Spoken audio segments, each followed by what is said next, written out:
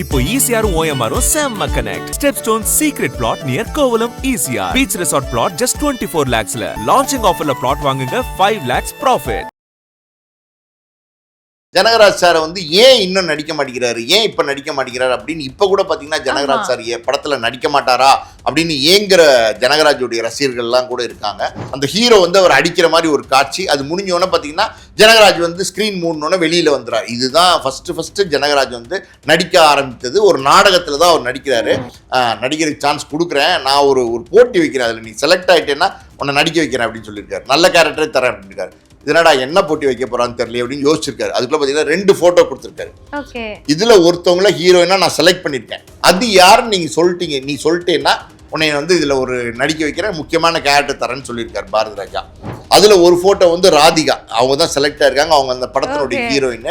ஒரு திடீர்னு ஒரு லக்ல போடுவாங்கல்ல, இவங்க தான் ஹீரோயின் அப்படின்னு எடுத்து கொடுத்துருக்காரு. பாரதி ராஜா பார்த்துட்டு டிப்பிக்கலா பாத்தீங்கன்னா மெட்ராஸ் பாஷை பேசுவார், மெட்ராஸ்லேயே பிறந்து மெட்ராஸ்லேயே வளர்ந்தவர். நான் சொன்னேன்ல, அங்க அவருடைய கேரக்டர் தெரியுமா, Iyer character.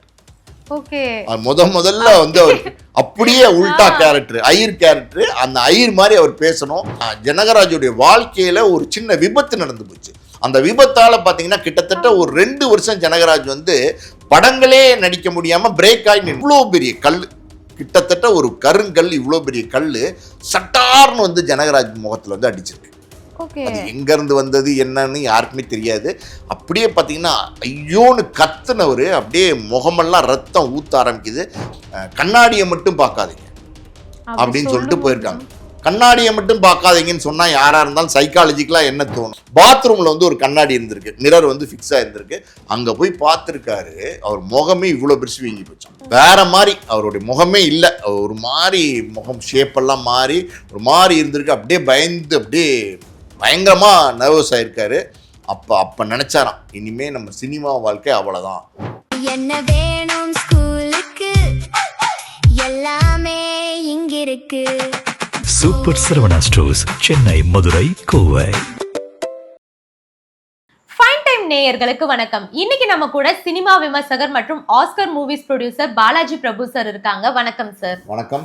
Okay sir, Tamil சினிமால ஒரு முன்னணியான நகைச்சுவை நடிகர்னா ஜனகராஜ் சார். அவருடைய சினிமா பயணம் எப்படி ஆரம்பிச்சது சார்? ஜனகராஜ் சார் அப்படின்னா அதாவது வந்து ஒரு யூனிக்கான நடிகர். யாரோடையும் வந்து நீங்கள் ஜனகராஜை கம்பேர் பண்ண முடியாது. ஒரு சில நடிகர்கள்லாம் இருந்தாங்க, அவங்கள யாரோடையுமே கம்பேர் பண்ண முடியாது. அந்த வகையில் பார்த்தீங்கன்னா நாகேஷ், தேங்காய் சீனிவாசன், சுருளிராஜன், எண்ணத்த கண்ணையா, கல்லாப்பட்டி சிங்காரம், இப்படி நம்ம அடுக்கிக்கிட்டே போகலாம். அந்த வகையில் பார்த்தீங்கன்னா ஜனகராஜ் வந்து ஒரு ரொம்ப ஸ்பெஷலு, ரொம்ப வித்தியாசமான ஒரு நடிகர். அவர் பேசுறது, அவர் நடிக்கிறது, அவருடைய பாடி லாங்குவேஜ் எல்லாமே வேற மாதிரி இருக்கும். தமிழ் ஆடியன்ஸ்க்கு ரொம்ப பிடிச்ச நடிகர் வந்து ஜனகராஜ் சார். ஜனகராஜ் சாரை வந்து ஏன் இன்னும் நடிக்க மாட்டேங்கிறாரு, ஏன் இப்போ நடிக்க மாட்டேங்கிறாரு அப்படின்னு இப்போ கூட பார்த்தீங்கன்னா ஜனகராஜ் சார் படத்தில் நடிக்க மாட்டாரா அப்படின்னு ஏங்குற ஜனகராஜுடைய ரசிகர்கள்லாம் கூட இருக்காங்க. ஸோ அப்படி அந்த ஜனகராஜ் அவர் எப்படி சினிமாவுக்கு வந்தார் அப்படிங்கிறதுக்கு முன்னாடி பார்த்தீங்கன்னா ஜனகராஜ் வந்து பக்கா மெட்ராஸ் பையன். ஜனகராஜ் படித்தது வளர்ந்தது எல்லாமே பார்த்தீங்கன்னா சென்னையில் தான். வந்து எல்தாம்ஸ் ரோட்டில் வந்து பார்த்தீங்கன்னா ஒரு அரசு பள்ளியில் ஜனகராஜ் வந்து படித்தார் ஆரம்பத்தில். அதுக்கப்புறம் நீங்கள் ராஜா பகதூர் ஸ்ட்ரீட்னு டி நகரில் இருக்குது, ரத்னா ஃபேன் ஹவுஸ்லாம் இருக்குது இல்லையா, அங்கே வந்து ஒரு ஸ்கூலில் படித்தார். அதுக்கப்புறம் பார்த்தீங்கன்னா பாண்டி பஜாரில் இன்னொரு ஸ்கூலில் படித்தார். இதுதான் ஸ்கூலிங் ஜனகராஜ். அதுக்கப்புறம் பார்த்தீங்கன்னா நம்ம நந்தனம் ஆர்ட்ஸ் காலேஜில் வந்து பியூசி வந்து ஜனகராஜ் படித்தார். ஜனகராஜுக்கு சினிமா ஆசை எப்படி வந்தது அப்படின்னா, ஆரம்ப காலகட்டங்களில் ஜனகராஜ் வந்து பார்த்தீங்கன்னா ஒரு 10-13 வயசு இருக்கும்போது ஜனகராஜோட வீடு வந்து டி நகர்ல இருந்துச்சு. பெரிய ஒரு பங்களா, ஜனகராஜோடைய பூர்வ வீடு வந்து பெரிய பங்களா. அதுல வந்து 5-6 போர்ஷன் இருக்கும். கீழ் போர்ஷன்ல வந்து ஜனகராஜ், அவங்க அம்மா, அவங்க ஃபேமிலிலாம் இருந்தாங்க. மற்ற போர்ஷன்லாம் பார்த்தீங்கன்னா வேற வேற ஆளுங்களுக்கு வந்து வாடகைக்கு வழக்கமாக விடுறது ஜனகராஜ் வீட்டில் வழக்கம். ஸோ அப்படி பார்த்தீங்கன்னா ஒரு போர்ஷனில் வந்து பார்த்தீங்கன்னா பின்னாங்கிலேருந்து ஒரு நடிகை அப்போ வந்து ஜனகராஜ் வீட்டுக்கு வந்து தங்கியிருந்தாங்க, வாடகைக்கு வந்து தங்கியிருந்தாங்க. நடிகையும் அந்த அம்மா வந்து ஜனகராஜ் வீட்டில் வந்து வாடகைக்கு இருந்தாங்க. ஸோ அந்த நடிகை அந்த காலகட்டங்களில் நிறையா நாடகங்களில் நடிச்சிட்டு இருந்திருக்காங்க, திரைப்படங்களில் சின்ன சின்ன வேடங்களில் நடிச்சிட்டு இருந்தாங்க. பிரபலமான நடிகை கிடையாது. ஒரு வாய்ப்பு தேடி வந்து நிறைய படங்களையும் நாடகங்களையும் நடிச்சிட்டு இருந்த ஒரு காலகட்டம். அவங்க வந்து பார்த்தீங்கன்னா அவங்களுக்கு ஒரு உதவியாளர் ஒரு பையன் இருந்திருக்கான். ஒரு 13-14 வயசுல ஒரு உதவியாளர் பையன் இருந்திருக்கான். டச்சப் பாயின்னு சொல்லுவாங்கல்ல, உதவியாளர் இருந்திருக்கான். எப்பவுமே நாடகத்துக்கு போகும்போதோ சினிமாவுக்கு போகும்போதோ அவங்க அம்மா, அந்த நடிகை, அப்புறம் அந்த உதவியாளர் போவாங்க. ஒரு நாள் பார்த்தீங்கன்னா ஒரு நாடகம், அது வந்து தீவித்திடல், அதாவது எக்ஸிபிஷன் சொல்லுவாங்கல்ல, ட்ரேட் ஃபேர் போடுவாங்க இங்கே. நீங்கள் அந்த ட்ரேட் ஃபேர் போடுறதுல அந்த ட்ரேட் ஃபேரில் நாடகங்கள் போடுவாங்க அந்த காலத்தில். ஸோ அப்படி ஒரு நாடகத்தில் வந்து அந்த நடிகை வந்து நடிக்க போகிறாங்க. ஸோ அந்த அன்னைக்கு அந்த டச்சப் பாய் வந்து வரல, அந்த சின்ன பையன் வரல. ஸோ அவங்க அம்மாவும் அந்த நடிகை தனியாக போகிறதுக்கு பயந்துக்கிட்டு கொஞ்சம் யோசனை பண்ணிட்டு ஜனகராஜ் அம்மாட்ட வந்து கேட்டிருக்காங்க, அம்மா இந்த மாதிரி வந்து அந்த பையன் வரல, உங்கள் பையனை கொஞ்சம் துணைக்கு அனுப்ப முடியுமா அப்படின்னு கேட்டிருக்காங்க. அப்போ ஜனகராஜுக்கு ஒரு 10-13 வயசு தான். சரிம்மா ஒன்றும் பிரச்சனை இல்லை கூப்பிட்டு போங்க அப்படின்னோன்னா, ஜனகராஜை பொறுத்த வரைக்கும் பார்த்தீங்கன்னா நாடகம் அது வந்து ஆல்ரெடி சில ஆசைகள்லாம் அவருக்கு இருந்தது. ஸோ நாடகம் பார்க்க போகிறோம் அப்படின்னோன்னா உடனே ஜாலியாக கிளம்பி வந்து அந்த நாடகத்துக்கு வராரு. நாடகம் வந்து நடக்க ஆரம்பிக்குது. நாடகத்தில் ஒரு கேரக்டர் ஒரு பையன் வந்து நடிக்கணும். அது ஒரு 7வது சீனோ என்னமோ, அதில் வந்து அந்த பையன் வரல. அந்த பையன் பார்த்தீங்கன்னா வழக்கமாக வந்துடுவார் கரெக்ட் டயத்துக்கு, ஆனால் அன்னைக்கு பார்த்து வரல. டேரக்டர் பயங்கரமாக டென்ஷன் ஆகிட்டார். ஏன்னா இது வந்து லைவ் பெர்ஃபார்மன்ஸ், நாடகம் நேர மேடையில் நடக்குது, ஒரு ஸ்க்ரீன் மூடும். நீங்கள் அந்த காலத்தில் நாடகம்லாம் பார்த்துருக்கீங்களான்னு தெரில. திருப்பி பார்த்தீங்கன்னா ஸ்க்ரீன் ஓப்பன் ஆனோன்னு வேற கேரக்டர்ஸ் வந்து நிற்பாங்க, வேற அந்த செட்டெல்லாம் மாற்றுவாங்க. ஸோ அப்படி வரலையேன்னு பதட்டத்தில் இங்கேயும் நடந்துக்கிட்டே இருந்திருக்காரு, ஆனால் வரல. ஸோ அடுத்த அந்த காட்சி வந்து எடுத்தே ஆகணும் அப்படின்னும் போது என்ன பண்ணுறது அப்படின்னு பார்த்துருக்காரு. சும்மா கூட்டத்தில் அப்படியே பார்த்துருக்காரு யாரையாவது நடிக்க வைக்கலாமான்னு. அப்போ வந்து பார்த்தீங்கன்னா அந்த நடிகையோட அம்மா பக்கத்தில் ஜனகராஜ் வந்து உட்காந்து நாடகம் பார்த்துட்டு இருந்திருக்காரு. டக்குன்னு மைண்டில் வந்து கிளிக் ஆயிருக்கு, இந்த பையனை நடிக்க வச்சிடலாம் அப்படின்ட்டு போய், தம்பி ஒரே ஒரு சீனு தான், நான் வந்து பிடிச்சி தள்ளி விடுவேன், இனிமே செய்ய மாட்டேன் அப்படின்னு நீ அழுதா போதும், நான் வந்து ஸ்க்ரீனை மூடிடுவாங்க, நீ வந்துடலாம், ஒன்றுமே கிடையாது, பயப்படாதவா, நடிக்கிறியா அப்படின்னு கேட்டிருக்காரு. ஜனகராஜ் சொல்லியிருக்காரு, எப்படி நான் நடிக்கிறது அப்படிங்கிற மாதிரி யோசிச்சிருக்காரு. ஏன்னா அவர் நடித்ததே கிடையாது, சின்ன பையன், எப்படி நாடகத்தில் நடிக்கிற மேடை ஏறி அப்படின்னு சின்ன யோசனை இருந்திருக்கு. அப்போ பக்கத்தில் இருக்கிற நடிகையோட அம்மா சொல்லியிருக்காங்க, டேய் இதெல்லாம் உனக்கு ஆப்பர்ச்சுனிட்டி கிடைச்சிருக்குடா, அந்த வாய்ப்பு கிடைக்காது, போய் நடி, ஏன் யோசிக்கிற அப்படின்னு சொல்லியிருக்காங்க. சரின்னு ஜனகராஜ் வந்து தைரியமாக போயிருக்காரு. அதே மாதிரி பார்த்தீங்கன்னா ஒரு சீன் ஓப்பன் ஆனோன்னு அவர் பிடிச்சி தள்ளி விட்டுருக்காங்க. அந்த ஹீரோ வந்து அவர் அடிக்கிற மாதிரி ஒரு காட்சி, அது முடிஞ்சோன்னே பார்த்தீங்கன்னா ஜனகராஜ் வந்து ஸ்க்ரீன் மூடனோன்னே வெளியில் வந்துடுறார். இதுதான் ஃபஸ்ட்டு ஜனகராஜ் வந்து நடிக்க ஆரம்பித்தது. ஒரு நாடகத்தில் தான் அவர் நடிக்கிறாரு. நாடகத்தில் நடித்ததுக்கப்புறம் பார்த்தீங்கன்னா ஜனகராஜுக்கு வந்து தொடர்ந்து நடிக்கணுங்கிற ஆசை வந்துருச்சு. நான் சொன்னேன்ல, நந்தன மார்ஸில் பியூசிக்கு படிச்சுட்டு இருந்தார்ல, அந்த காலகட்டத்தில் எல்லாம் பார்த்தீங்கன்னா சின்ன சின்ன வேடங்கள் நாடகங்களில் காமெடி வேடங்கள்லாம் பண்ணிட்டு இருந்திருக்காரு. அப்படி ஒரு தடவை பார்த்தீங்கன்னா பாரதி ராஜா வந்து ஹீரோவாக நடிச்சிருக்காரு. பாரதி ராஜா ஹீரோ, இளையராஜா மியூசிக்கு. அந்த நாடகத்தை வந்து ஜனகராஜ் வந்து பார்த்தீங்கன்னா ஒரு சின்ன காமெடி வேடத்தில் நடிச்சிருக்காரு. அங்கே தான் பார்த்தீங்கன்னா பாரதி ராஜாக்கு அப்புறம் ஜனகராஜுக்கு பாரதி ராஜாவோட தம்பி ஒருத்தர் இருக்கார் ஜெயராஜன், அவருக்கு உங்களுக்குலாம் ஒரு சின்ன ஒரு ஃப்ரெண்ட்ஷிப் வந்து ஏற்பட்டிருக்கு.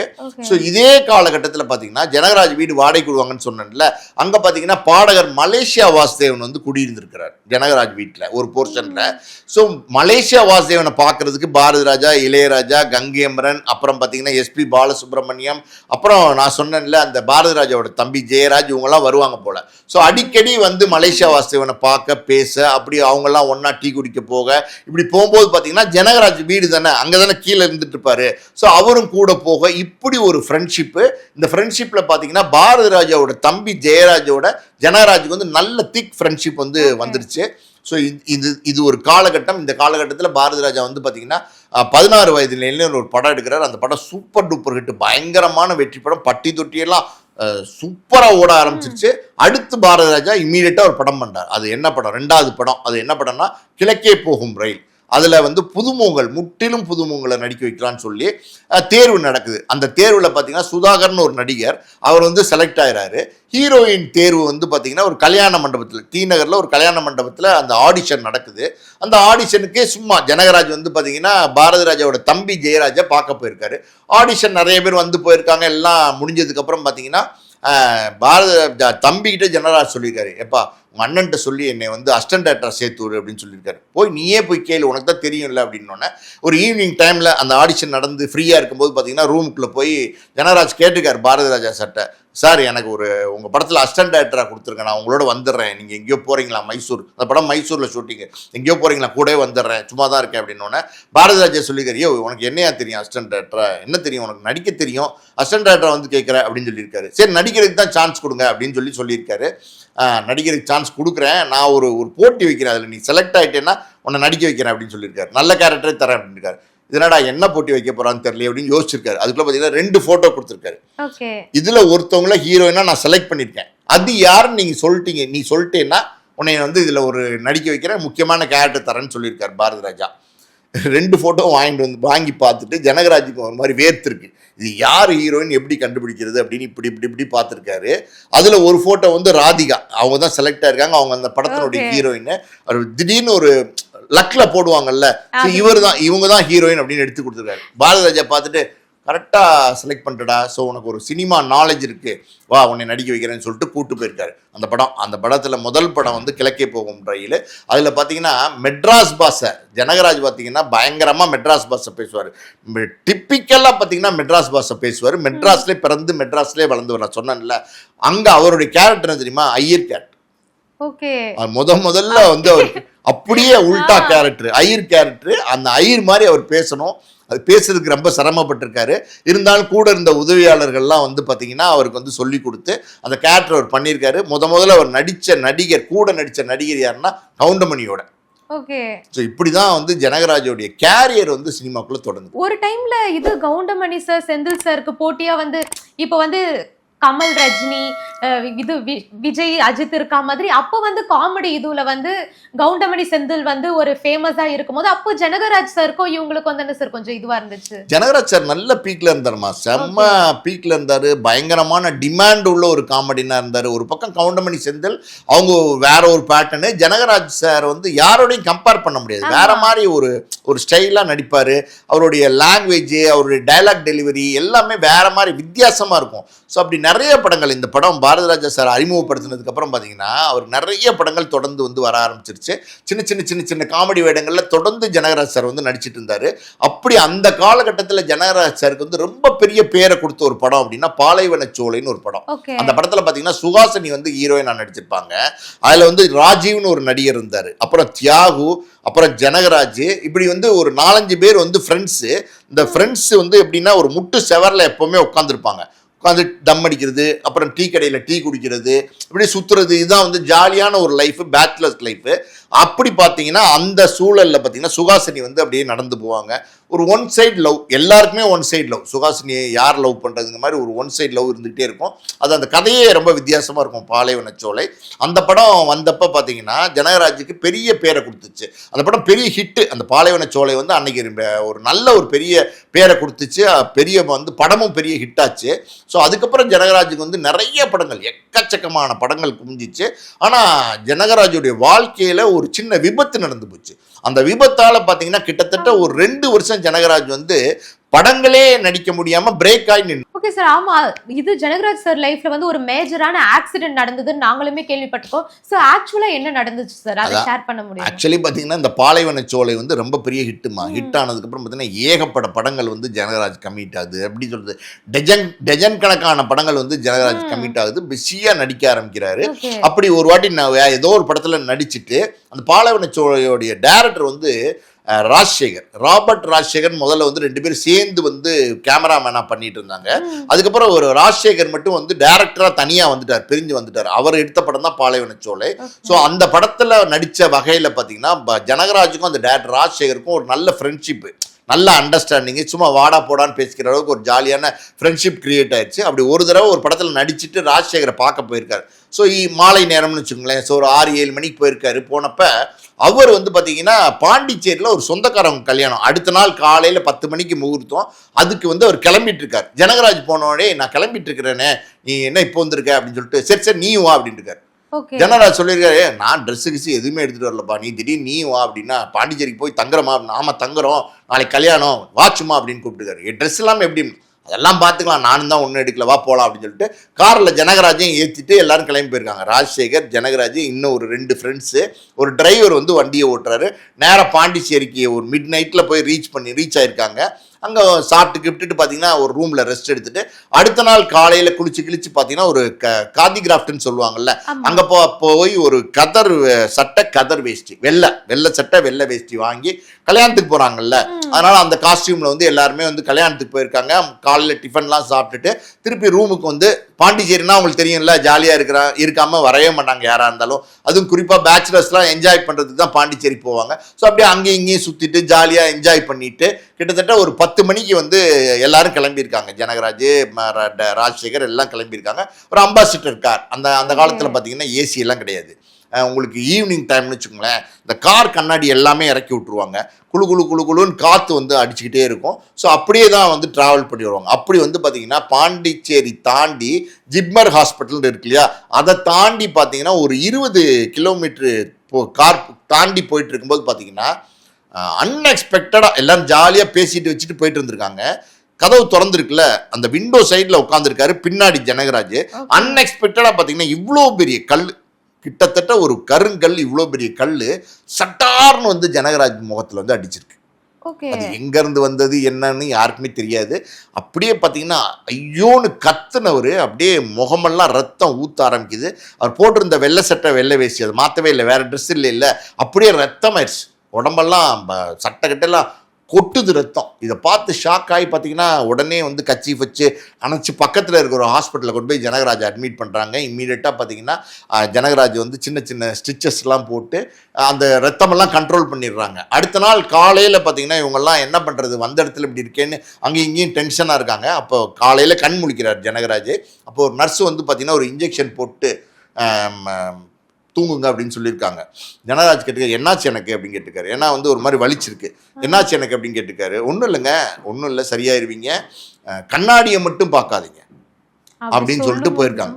கண்ணாடியை மட்டும் பார்க்காதீங்கன்னு சொன்னா யாரா இருந்தாலும் சைக்காலஜிக்கலா என்ன தோணும், என்னடா கண்ணாடியை மட்டும் பார்க்காதீங்கன்னு சொல்லிட்டு போறாங்களே அப்படின்னு சொல்லிட்டு அவர் என்ன பண்ணியிருக்காரு, அந்த நர்ஸ் அப்படி போனோன்னே மூக்கில் இருக்க டியூப் எல்லாம் பிடுங்கி போட்டு மெதுவாக எந்திரிச்சு கண்ணாடி எங்கேயாவது இருக்கான்னு தேடி இருக்காரு. அது அந்த ஹாஸ்பிட்டலில் பாத்ரூமில் வந்து ஒரு கண்ணாடி இருந்திருக்கு, மிரர் வந்து ஃபிக்ஸ் ஆகிருந்திருக்கு. அங்கே போய் பார்த்துருக்காரு. அவர் முகமே இவ்வளோ பெருசு வீங்கி போச்சான். வேற மாதிரி அவருடைய முகமே இல்லை, ஒரு மாதிரி முகம் ஷேப்பெல்லாம் மாறி ஒரு மாதிரி இருந்திருக்கு. அப்படியே பயந்து அப்படியே பயங்கரமாக நர்வஸ் ஆகிருக்காரு. அப்போ நினச்சாராம், இனிமேல் நம்ம சினிமா வாழ்க்கை அவ்வளோதான், முற்றுப்புள்ளி ஆயிடுச்சு அப்படின்னு நினச்சாராம். ஆனால் அது மறுபடியும் தொடங்குச்சு. வந்து 1 வருஷத்துக்கு மேலே 2 வருஷத்துக்கு மேலே ஜனகராஜுக்கு படங்களே இல்லாமல் இருந்துச்சு. நிறைய படங்கள் கமிட் ஆச்சு, ஆனால் எந்த படத்துலையும் ஜனகராஜால் நடிக்க முடியல. அவர் வெளியில் போய் அவர் ஃபேஸ் வந்து வத்துறதுக்கே ரொம்ப நாளாச்சு, அவர் பழைய நிலைமைக்கு வர்றதுக்கே ரொம்ப நாளாச்சு. அப்படி ஒரு இக்கட்டான ஒரு நிலைமையில் வந்து ஜனகராஜ் இருந்தார். அவருக்கு அடுத்த படம் ஒன்று வாய்ப்பு வந்துச்சு. அந்த படம் வாய்ப்பையும் கொடுத்தது வந்து பார்த்தீங்கன்னா பாரதி ராஜா தான். திடீர்னு பார்த்தீங்கன்னா ஒரு டிரைவர் வந்திருக்காரு. வந்து பார்த்தீங்கன்னா சார் பாரதி ராஜா சார் உங்களை கூப்பிட்டு வர சொல்லியிருக்காரு அப்படின்னோடனே ஜனகராஜ் போயிருக்காரு பாரதி ராஜா ஆஃபீஸ்க்கு. அவர் பார்த்துட்டு சொல்லியிருக்காரு, ஏய் மறுபடியும் படம் நடிக்கிறியா அப்படின்னு கேட்டிருக்காரு. சார் அதுக்கு தான் சார் நான் காத்துட்ருக்கேன், யாருமே எனக்கு வாய்ப்பு தரலைன்னு வருத்தத்தில் உட்காந்துருக்கேன் அப்படின்னும் போது காதல் ஓவியம்னு ஒரு படம், அதில் வந்து ராதாவுடைய கணவராக வந்து ஜனகராஜ் மறுபடியும் வாய்ப்பு கொடுக்குறாரு. அதுக்கப்புறம் அடுத்தடுத்து நிறைய படங்கள் வந்து ஜனகராஜுக்கு வர ஆரம்பிக்குது. இந்த கல் எங்கேருந்து வந்தது, யார் இந்த கல் அடித்தா, திட்டமிட்டு அடித்தாங்களா, என்ன நடந்தது அப்படின்னு ஜனகராஜ் அதுக்கப்புறம் விசாரிச்சிருக்காரு. இது என்ன, ஏன் இப்படி பெரிய கல் வந்து விழுந்திருக்கு, சின்னதாக ஒரு கல்லுகள் வந்தால் பரவாயில்ல, இவ்வளோ பெரிய கல் எங்கேருந்து வந்ததுன்னு விசாரிச்சா என்ன சொல்லியிருக்காங்க அப்படின்னா, அந்த ஏரியாவில் உள்ளவங்க இந்த மாதிரி வந்து அந்த ஒரு 20 கிலோமீட்டர் வரும்போது, அப்போ நான் சொல்கிறது 82 83 காலகட்டங்கள்லாம் பார்த்தீங்கன்னா பெருசாக ஸ்ட்ரீட் லைட்ஸ் இருக்காது, ஒரு சிங்கிள் ரோடாக இருக்கும். அதுவும் இல்லாமல் பார்த்தீங்கன்னா உங்களுக்கு வந்து டார்க்காக இருக்கும், சிசிடிவி கேமராஸ் எதுவுமே இருக்காது. ஸோ அந்த இடத்துல பர்டிகுலர் இடத்துல பார்த்தீங்கன்னா ஒரு கல் எடுத்து ஒரு கேங் கொள்ளையடிக்கிற கூட்டம். அவங்க வந்து கல்லை ஏம் பண்ணுறது எப்படின்னா டிரைவருக்கு, வண்டி ஓட்டிட்டு வர டிரைவருக்கு, அந்த டிரைவருடைய ஃபேஸில் வந்து கல் அப்படி போய் பட்டுச்சுன்னா டிரைவர் நில குலைஞ்சிருவான்ல, அப்படியே நில குலைஞ்சு காரை நிறுத்திடுவாங்கல்ல. அப்படி நிறுத்தினோடனே இவங்க போய் வந்து கொள்ளையடிக்கிறது, அதாவது லேடிஸ் இருந்தால் ஜுவல்ஸு காசு இந்த மாதிரி கொள்ளையடிக்கிறது தான் இவங்களோட வழக்கமாக இருந்திருக்கு. அப்படி வந்து டிரைவருக்கு ஏம் பண்ணி அடித்த கல் கொஞ்சம் மிஸ் ஆகி ஜனகராஜ் மேலே பட்டுருச்சு. அப்படி தான் அந்த விபத்து நடந்திருக்கு. இது வந்து ஜனகராஜ் வந்து ஆச்சரியப்பட்டுக்கார். அவரே வந்து பேட்டிகளில் வந்து இப்படி தான் எனக்கு அந்த விபத்து நடந்ததுன்னு அவர் சொல்லியிருக்காரு. ஸோ அடுத்தடுத்து நிறைய படங்கள்மா தமிழ் சினிமாவில் ஜனகராஜனுடைய ஆக்கிரமிப்புன்னு சொல்லுவாங்கல்ல, அது பெரிய லெவலில் இருந்தது. ஒரு காலத்தில் மிகப்பெரிய ஒரு டிமாண்ட் ஆர்டிஸ்டாக வந்து ஜனகராஜ் இருந்தார். ஓகே சார், இவ்வளோ நேரம் ஜனகராஜ் சாரை பற்றி நிறைய விஷயங்களை வந்து எங்கள் கூட பகிர்ந்துக்கிட்டீங்க. உங்களுடைய நேரத்துக்கு ரொம்பவே நன்றி சார். நன்றி.